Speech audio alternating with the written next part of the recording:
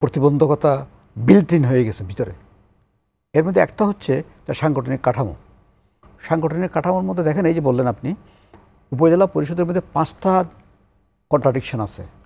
এক হচ্ছে উপজেলা পরিষদের যারা সদস্য, ইউনিয়ন পরিষদ চেয়ারম্যান এবং পৌরসভার মেয়র, তারা কিন্তু ইলেকশন করার সময় উপজেলা পরিষদের জন্য কোনো ইলেকশন করেন নাই, তারা তার নিজস্ব প্রতিষ্ঠানের জন্য ইলেকশন করেছেন।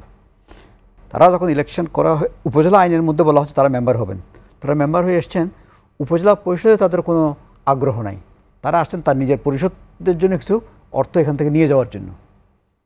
এই পরিষদটাকে কাজ করা, সার্ভ করা তাদের উদ্দেশ্য না। One contradiction. তাতে হয় কি, উপজেলা পরিষদের চেয়ারম্যান ভাইস চেয়ারম্যানের সাথে ইউনিয়ন পরিষদের চেয়ারম্যান ভাইস চেয়ারম্যান একদম দ্বন্দ্ব লেগে থাকে। এই এক দ্বন্দ্ব।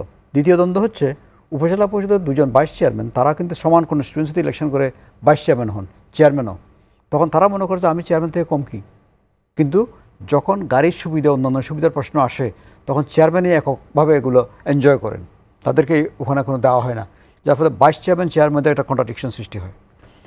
তৃতীয় কন্ট্রাডিকশন হচ্ছে ইউএনও সাহেবের যে ক্ষমতা এবং যে কাজ, সেটার সাথে চেয়ারম্যান মনে অসহায় বোধ করেন। চেয়ারম্যানের পরিষদের ন্যস্ত কর্মকর্তা, কিন্তু পরিষদকে কন্ট্রোল করার যে চাবিকাঠি, এটা ওনার হাতে দিয়ে দেওয়া হয়।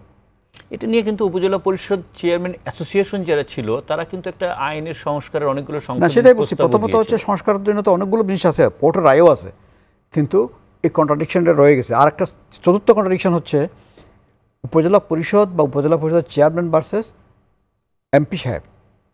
হ্যাঁ, এইরকম করে অতগুলো কন্ট্রাডিকশন নিয়ে কিন্তু একটা পরিষদ চলতে পারে না।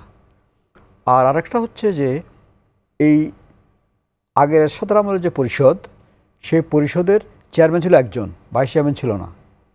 আর পরিষদের ন্যস্ত কর্মকর্তাদের অনেকগুলো জিনিসের কন্ট্রোল চেয়ারম্যানের হাতে ছিল। একটা বড় কন্ট্রোল হচ্ছিল প্রত্যেকটা ডিপার্টমেন্ট, ট্রান্সপোর্ট ডিপার্টমেন্টের ফান্ড, এটা কিন্তু উপজেলা পরিষদের ফান্ডে জমা হতো। উপজেলা পরিষদের নিজস্ব একজন ফাইন্যান্স এবং প্ল্যানিং অফিসার ছিলেন, হ্যাঁ, এবং ট্রেজারির লোক ছিলেন। সুতরাং ফান্ডগুলো ট্রান্সফার হতে, ফান্ডগুলো বেতন ভাতা পর্যন্ত চেয়ারম্যানের সইতে হতো। এখন কিন্তু ফান্ড, উপজেলা পরিষদের কোনো ফান্ড নাই, এই ট্রান্সফার হয় না, এটা প্রত্যেক ডিপার্টমেন্টে থেকে যায়।